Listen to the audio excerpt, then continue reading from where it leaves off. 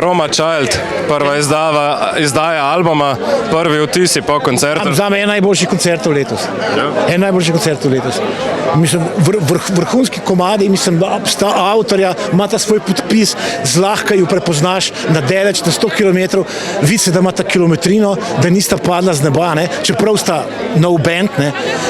Je pa neki s temi dueti, ne, rekel, vsi so blazno dobri. Silence, oni, srbski, Butch Cassidy in tako naprej, skratka, vrhunsko, super.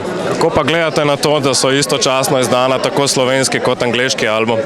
To je ta prava pot. To je ta prava pot. Kaj pa bojo, če ne izdajajo hkrati tudi anglesi? So tudi včasih izdajali, rekel, ko so filmi bili, ne, so izdajali hollywoodsko verzijo, to v angleščini, pa so izdali pol špansko verzijo, pa skratka, verzije so bile, pač, zakaj ne bile tudi pri muziki tako? Pa se vam zdi, da na slovenskem trgu, da bi mogoče en album bolj sprejet kakor drug? Na slovenskem trgu, glede da je v Sloveniji že tudi angleščina, že uradni jezik, jaz mislim, da oba albuma prvi to upoštev, in angleški in slovenski.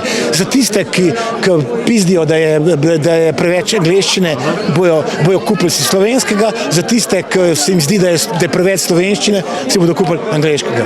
Mislim, da sta ubila vse muhe na en mah, ne samo dve, ampak vse muhe na en mah. Bi pa rekel, da je tudi obstaja potencial za tuji trg? Ja, absolutno.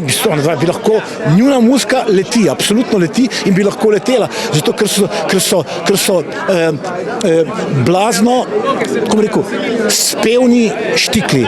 Štikli, ki imajo blazno velik potencial.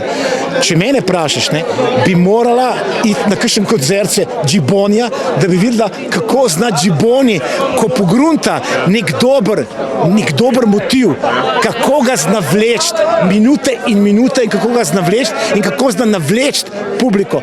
In ona bi to znala komade raztegniti na 7 minut. In narediti iz njih opere. In to je to.